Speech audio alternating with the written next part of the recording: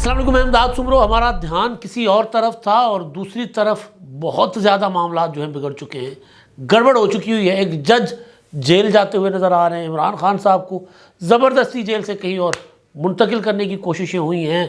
اور عمران خان کے خلاف جو مقدمات ہیں ان میں بھی آ گئی ہے تیزی، اور پھر معاملہ ایمرجنسی تک چلا گیا ہوا ہے۔ ایمرجنسی نافذ کر دی گئی ہے، جج کا جیل جانا، عمران خان کے خلاف مقدمات تیز اور ایمرجنسی کا نفاذ، یہ معاملات اس پر بات کریں گے۔ اور ساتھ ساتھ ایک اور ڈیولپمنٹ کل شام کو ہوئی، مولانا فضل الرحمان صاحب سے تحریک انصاف کا وفد جا ملا ہے۔ تحریک انصاف کے وفد سے ملاقات سے پہلے مولانا فضل الرحمان صاحب کی ملاقات ہوئی میاں نواز شریف صاحب کے ساتھ، بڑی خوبصورت ملاقات، اور یہ ملاقات ہوئی قومی اسمبلی کے ایوان میں حلف برداری کے وقت، اور اس کی کسی ظالم نے جو تصویر بنائی ہے وہ بڑی دلچسپ ہے، بہت ہی خوبصورت تصویر ہے۔ اس تصویر میں مولانا فضل الرحمان صاحب اپنی طبیعت اور فطرت کے مطابق کھلکھلا کے ہنستے ہوئے نظر آ رہے ہیں، اور انہوں نے نواز شریف صاحب کا ہاتھ اپنے ہاتھ میں دبایا ہوا ہے، اور نواز شریف صاحب کی آنکھیں، چہرہ جو ہے وہ نیچے ہے، کیونکہ مولانا فضل الرحمان صاحب کو نواز شریف صاحب سے بہت زیادہ گلے شکوے ہیں، بہت زیادہ، اور میں ان چیزوں سے واقف ہوں۔ میں کئی بار آپ کے سامنے رکھ چکا ہوں کہ مولانا فضل الرحمان صاحب جو ہیں وہ میاں نواز شریف صاحب کا جو واپسی کے بعد کا جو رویہ ہے اس پہ نالاں بھی ہیں، شکایت بھی ہے، ان کو ناراض بھی ہیں۔ تو وہ جو تصویر ہے اس کو اگر ہم تصویر کی باڈی لینگویج کو اگر جانچ کر بات کریں تو ہو سکتا ہے مولانا صاحب، مطلب ہم اندازہ ہی لگا رہے ہیں نا، مولانا صاحب نے کہا ہوگا میاں صاحب چنگی طرح کی تھی ساڑھے لال، ہر وقت ہم آپ کے کام آئے اور اب آپ جو ہے ہمیں لفٹ ہی نہیں کرا رہے۔ تو ظاہر ہے مولانا صاحب کا گلا تو ٹھیک ہے، تو میاں صاحب نے ظاہر ہے نیچے آنکھیں کر لی ہوں گی کہ مولانا صاحب سے کیا بات کریں، کیا ان کو جواز دیں، مطلب یہ میں ایک اندازہ لگا رہا ہوں۔ لیکن بہرحال مولانا صاحب نے اعلان کر لیا کہ جو اپوزیشن میں بیٹھیں گے، وہ جو صدر کا الیکشن ہے اور دیگر انتخابات ہیں اس میں بائیکاٹ کریں گے، ایبسٹینڈ کریں گے، کسی کو ووٹ نہیں دیں گے۔ یہی اعلان اسفند یار ولی خان صاحب نے کیا۔ انہوں نے کہا کہ جی عوامی نیشنل پارٹی کسی بھی قسم کے جو پارلیمنٹ کے اندر ہونے والے انتخابات ہیں اس میں حصہ نہیں بنے گی، اس میں ووٹ نہیں کرے گی، اسپیکر میں، ڈپٹی اسپیکر، چیئرمین سینٹ، صدر، کیونکہ جہاں جہاں ان کی نمائندگی ہے، جہاں جہاں ان کے ووٹ ہیں، اب الیکشن یہ ہونے ہیں نا، تو وہ کہہ رہے ہیں ہم کسی پروسیس کا حصہ نہیں بنیں گے۔ وہ یہ کہہ رہے ہیں کہ جی ان انتخابات میں دھاندلی ہوئی ہے، پیسہ چلا ہے، سب سے پہلے تو دھاندلی کرنے والوں، پیسہ چلانے والوں اور الیکشن لوٹنے والوں کا حساب کریں، اس کے بعد ہم سے بات کریں۔ خیر، تو مولانا صاحب اپنے جو کل ان کے اتحادی ہیں، پرسوں ان کے پاس چل کر گئے تھے، سابقہ اتحادی مسلم لیگ نون، پیپلز پارٹی اور دیگر جماعتوں کے قائدین، متحدہ قومی موومنٹ، وہ سب چل کر گئے تھے مولانا صاحب کے پاس۔ تو مولانا صاحب نے بہرحال ان کو آؤ بھگت اچھی کی، اور بڑا باوقار انداز میں ان کے ساتھ گپ شپ کی، لیکن کسی معاملے پر نہیں پہنچے تھے۔ ایاز صادق نے کہا کہ جی ہم نے مولانا صاحب کے سامنے درخواست رکھ دی ہے مل کر چلنے کی، لیکن اب مولانا صاحب اس درخواست کا کیا جواب دیتے ہیں وہ بعد میں دیکھیں گے۔ تو اب کل مولانا صاحب کے پاس متحدہ اپنا تحریک انصاف کا وفد چل کر گیا، اسد کیسر اور دیگر قائدین، اور بعد میں انہوں نے گفتگو بھی کی۔ انہوں نے بھی کہا مولانا صاحب کو ہم نے مل کر چلنے کی دعوت دی ہے کہ آئیں مل کر چلیں۔ تو بہرحال مولانا صاحب کا ایک معاملہ جو بڑا واضح ہے، کلیئر ہے کہ وہ فی الحال آگے چل کر مولانا صاحب مسلم لیگ نون اور پیپلز پارٹی کے ساتھ بیٹھ سکتے ہیں، ایک امکان موجود ہے۔ جب سیاستدان ایک دوسرے کے ساتھ بیٹھیں، مذاکرات کریں، تو بیٹھ ہی جاتے ہیں، پھر یہ جو مطلب یہ ناممکن کوئی چیز نہیں ہوتی۔ تحریک انصاف کے ساتھ مولانا کا چلنا وہ ذرا مجھے ناممکن سا لگ رہا ہے، ٹوٹل ناممکن نہیں لیکن ناممکن کے قریب قریب۔ وجہ یہ ہے کہ مولانا صاحب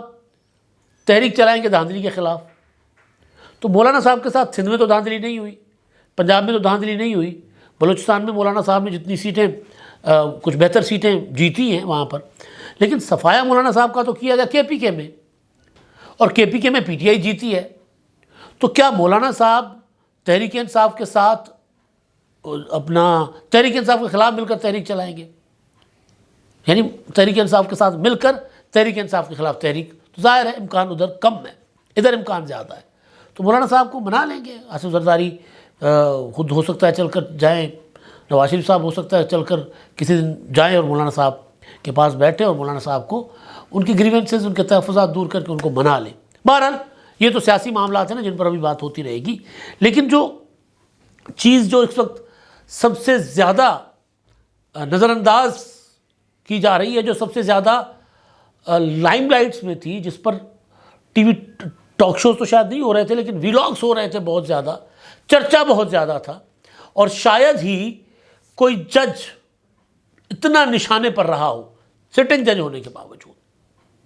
اب وہ جج مجھے جیل کے قریب قریب نظر آ رہے ہیں، جسٹس مزار علی اکبر نقوی صاحب۔ ان کے خلاف سپریم جوڈیشل کونسل میں کل جو سماعت ہوئی ہے اس میں گواہان پیش ہوئے ہیں، اور انہوں نے پیسوں کا حساب کتاب بتا دیا کہ یہ پیسے جو ہیں ان کو جسٹس مزار علی اکبر نقوی صاحب کو، ان کی صاحبزادی کو، اور یہ زمینیں ان کو دی گئی ہیں۔ میں خبر جو ہے نا ایکسپریس نیوز نے رپورٹ کی ہے وہ میں آپ کو پڑھ کر سناتا ہوں، اس کے بعد کیا ہو سکتا ہے جج صاحب کے خلاف، کیونکہ آج پھر سماعت ہے سپریم جوڈیشل کونسل میں۔ ریفرنس میاں داؤد صاحب ہمارے دوست، انہوں نے دائر کیا تھا۔ اب اس میں وہ گھر تک پہنچائے ہیں، ویسے مزار علی اکبر نقوی صاحب نے جب ریفرنس سپریم کورٹ میں، سپریم جوڈیشل کونسل میں چلنے کا جب ان کو پتہ چل گیا کہ رکنا نہیں ہے تو دوڑ گئے، انہوں نے ریزائن کر دیا۔ اس کے بعد جسٹس اعجاز الاحسن نے ریزائن کر لیا۔ تو یہ وہ جج صاحبان تھے جن کا پی ٹی آئی کے ساتھ تعلق اور جن کے اوپر رشوت خوری کے الزامات اور ثبوت دونوں تھے، ورنہ جسٹس اعجاز الاحسن صاحب جو ہیں وہ تو اپنا چند ماہ کے بعد چیف جسٹس بنتے، اور عمران خان صاحب کی آس امید انہی سے تھی، تو وہ کیوں ریزائن کرتے؟ تو بہرحال یہ خبر جو ہے ایکسپریس نیوز کے مطابق جوڈیشل کونسل کی کونسل جسٹس قاضی فائز صاحب کی زیر صدارت اجلاس ہوا اس کا، اور اجلاس میں نجی بینک کے مینیجر 5 کروڑ روپے کی مالیت کے بینک ڈرافٹ کا ریکارڈ کونسل میں پیش کر دیا مینیجر نے، اور کارروائی میں گواہ چودھری شہباز کو بھی پیش کیا گیا۔ کونسل ارکان نے گواہ سے سوال کیا کہ آپ کی مرحوم اہلیہ بسمہ وارثی کا کوئی کیس مزار علی اکبر نقوی کی عدالت میں کبھی زیر سماعت رہا؟ اس پر چودھری شہباز نے کہا کہ بطور جج لاہور ہائی کورٹ مزار علی اکبر نقوی کی عدالت میں میری اہلیہ کا چیک ڈس آنر کا کیس چلتا رہا۔ کیپٹل سمارٹ سٹی اور لاہور سمارٹ سٹی کے مالک زاہد رفیق نے حلف پر بیان، اب یہ بڑا خطرناک قسم کا معاملہ ہے، بیان ریکارڈ کروایا اور کہا کہ میری 8 کمپنیاں ہیں، گزشتہ 4 دہائیوں سے تعمیرات کے شعبے سے وابستہ ہوں، اور راجہ صفدر جو ہے وہ ان کے ذریعے مزار علی اکبر نقوی سے ملاقات ہوئی۔ کونسل نے ادائیگی سے متعلق سوال کیا، یعنی ان کو پیسے دینے کے، تو زاہد توفیق نے بتایا کہ ہم نے ادائیگی راجہ صفدر کو کی۔ مزار علی اکبر نقوی سے ملاقاتوں کے سوال پر زاہد توفیق نے کہا کہ 2 بار ملاقات مزار علی اکبر نقوی کے گھر جا کر ان سے کی، اور ان کے دونوں بیٹوں کو جانتا ہوں۔ ہماری کمپنی نے ماہانہ 1.5 لاکھ روپے مزار علی اکبر نقوی کے بیٹے کی لا فرم کو ادا کیے۔ مزار علی اکبر نقوی کی صاحبزادی کو ایمرجنسی میں لندن میں پیسوں کی ضرورت تھی، جس پر راجہ صفدر نے مجھے ادائیگی کرنے کا کہا۔ میں نے دبئی میں اپنے ایک دوست کے ذریعے مزار علی نقوی کی بیٹی کو 5,000 پاؤنڈ، بڑی رقم ہے بھائی، لندن اپنا بھجوائی، اور 5,000 پاؤنڈ جو ہے وہ رقم مجھے پھر واپس نہیں ملی۔ جسٹس منصور علی شاہ صاحب نے کہا کہ کیا راجہ صفدر نے کبھی کسی اور جج سے آپ کی ملاقات کرائی؟ زاہد توفیق نے انکار کیا اور کہا کہ 16 اپریل 2019 کو 500 مربع گز کے 2 پلاٹس مزار علی اکبر نقوی کے دونوں بیٹوں کو دیے۔ فی پلاٹ کی مالیت جو ہے وہ 54 لاکھ روپے تھی، صرف 10% رقم ادا ہوئی۔ دونوں پلاٹس مزار علی اکبر نقوی کے دونوں بیٹوں کو ٹرانسفر ہو چکے ہیں۔ قاضی فائز صاحب نے کہا کہ صدقہ تو اپنی جیب سے دیا جاتا ہے، راجہ صفدر دوسروں کی جیب سے پیسے نکال کر صدقہ کیوں بانٹتا تھا؟ اس پر زاہد توفیق نے کہا کہ ہم دوستوں کو فائدہ دیتے رہتے ہیں۔ سمارٹ سٹی لاہور میں 100 مربع گز کے 2 کمرشل پلاٹ مزار نقوی کے دونوں بیٹوں کو دیے۔ فی پلاٹ مالیت 80 لاکھ روپے تھی۔ مزار علی اکبر نقوی کے بیٹوں نے دونوں کمرشل پلاٹس بیچ دیے، اور کتنے میں بیچے علم نہیں۔ مزار نقوی کے بیٹے کی شادی میں شریک بھی ہوا۔ اچھا، پروسیکیوٹر جو ہیں عامر رحمان نے کہا کہ جی لائٹ پلازا کے بارے میں کوئی ان کے پاس ثبوت نہیں ہے۔ بہرحال اپنا جسٹس قاضی فائز صاحب نے کہا کہ جی مزار حکمت نقوی اگر چاہیں تو اپنے وکیل کے ذریعے ان گواہوں پر جرا کر سکتے ہیں، اور سماعت ہو گئی آج تک ملتوی، اور آج دوبارہ یہ معاملہ چلے گا۔ اب اس میں میں نے سوچا ذرا سمجھ لوں معاملے کو قانونی ماہرین سے، تو اب اس میں ہوگا یہ کہ کیونکہ ثبوت آ گئے، گواہ آ گئے ہیں، اور مزار حکمت نقوی صاحب جو ریزائن کر کے چلے گئے ہیں، یعنی انہوں نے الزام تسلیم کر لیا کہ ان کے اوپر الزامات، ٹھیک ہے، ریزائن کرنے کا مطلب یہی ہے، ورنہ دفاع کرتے اپنا جوڈیشل کونسل میں بطور جج، جس طرح جسٹس قاضی فائز صاحب نے کیا تھا، نہیں کیا۔ اب اگر ثابت ہو جاتا ہے ان پر، تو سپریم جوڈیشل کونسل جو ہے ظاہر خود تو ان کو قید کی سزا نہیں سنا سکتی، لیکن معاملہ ان کا ریفر کرے گی کرمنل پروسیجر کے لیے سپریم جوڈیشل کونسل، اور ساتھ ساتھ صدر کو بھی بھیجے گی کہ جناب یہ اپنا ریزائن کر کے چلے گئے ہیں، بھاگ گئے ہیں، لہٰذا ان کو برطرف کرے، اور برطرفی کے بعد جتنے پریولیجز ہیں وہ سارے کے سارے ان سے لے لی جائیں گے واپس۔ تو مجھے مزار حکمت نقوی صاحب، ٹرکاں والی سرکار، عمران خان صاحب کو بڑا فائدہ پہنچایا انہوں نے، وہ مجھے خود عمران خان صاحب کی طرح جیل جاتے ہوئے نظر آ رہے ہیں۔ اچھا، اب جو دوسرا معاملہ عمران خان صاحب کے متعلق دوبارہ خبریں چلنا شروع ہو گئی ہیں کہ جی عمران خان صاحب رہا ہو رہے ہیں۔ عمران خان صاحب کے وکیل ہیں نعیم حیدر پنچوتا صاحب، انہوں نے ایک بات کی ہے جو جیو نیوز رپورٹ کر رہا ہے، جگ رپورٹ کر رہا ہے، کہ انہوں نے کہا ہے کہ عمران خان صاحب کو زبردستی خان صاحب کو بنی گالہ منتقل کرنے کی کوشش کی گئی تھی، یعنی وہ کہہ رہے ہیں کہ خان صاحب نے منتقل ہونے سے انکار کر دیا۔ اس سے پہلے رؤوف حسن نے دعویٰ کیا تھا کہ صدر علوی کو عمران خان نے پیغام بھیجا تھا کہ دیکھ بھائی صدر، مجھے معافی شافی نہیں چاہیے، مجھے آپ نے معافی نہیں دینی۔ تو بہرحال اب جو بھی صورتحال ہے، اب مقدمات جو ہیں توشہ خانہ، عدت میں نکاح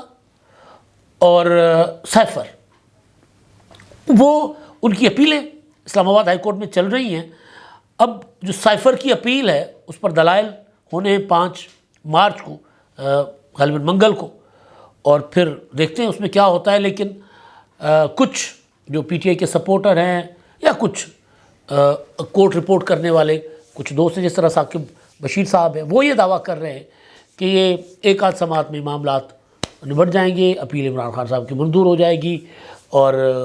پھر وہ رہائی عمران خان صاحب کی ممکن ہو سکتی ہے، سزا کالعدم ہوتی ہے، یا پھر سائفر میں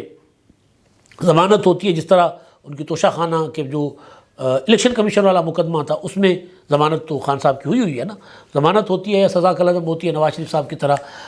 1 گو میں بری ہو جاتے ہیں، کچھ نہیں کہا جا سکتا۔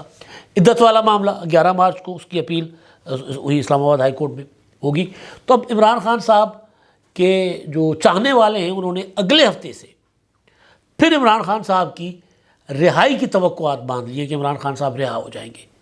بہرحال مجھے تو عمران خان صاحب کے چاہنے والے جج جیل جاتے ہوئے نظر آ رہے ہیں، تو عمران خان صاحب کی رہائی تو پتہ نہیں۔ اچھا، اب جو ایک اور چیز ہے وہ یہ ہے کہ ہم ظاہر ہے سیاست زدہ سوسائٹی ہیں، اور ہمارے جیسے ملک جہاں پہ سیاست، جمہوریت اپنے اون پر نہیں چلتی، پٹڑی پر نہیں آتی یا نہیں آنے دی جاتی، تو وہاں پر ظاہر ہے سیاست ہی بکتی ہے سب سے زیادہ۔ گوادر ڈوبا ہوا ہے، ہماری بھی کمزوری، ہم نے بھی نہیں بات کی اس پر، اور گوادر میں آس پاس جیوڑی، گوادر، یہ سارے علاقے لوگ بارشوں کے رحم و کرم پر ہیں، کوئی سسٹم نہیں ہے، کوئی نظام نہیں ہے، وہ لوگ پروٹیسٹ کر رہے ہیں، وہاں پہ باہر نکل آئے ہیں، ظاہر ہے وہ اپنا بارشیں ہو رہی ہیں وہاں پہ شدید قسم کی، اور مزید بارشوں کی اپنا فوکاسٹ ہے۔ گوادر کے بعد جو گوادر کی صورتحال ہوئی ہے، تو کراچی والے الرٹ ہو گئے، مراد علی شاہ صاحب نے، اور جو سندھ کے اپنا کراچی کے میئر ہیں مرتضیٰ وہاب صاحب، انہوں نے ایمرجنسی نافذ کر لی ہے۔ آج شہر میں آدھے دن کی چھٹی ہوگی، آدھے دن تک کام ہوگا، کیونکہ دوپہر کے بعد بارشوں کا امکان ہے۔ لوگوں کو کہا گیا ہے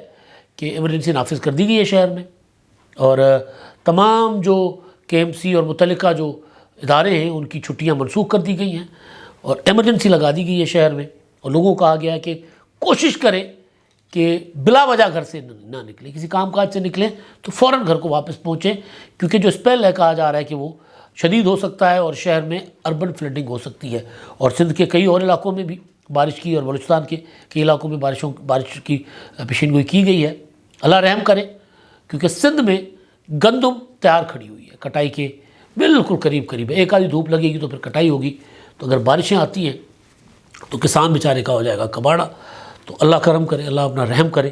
کسانوں پر بھی۔ اور یہ جو ایمرجنسی لگائی ہے کراچی میں حکومت سندھ نے اور میئر کراچی نے،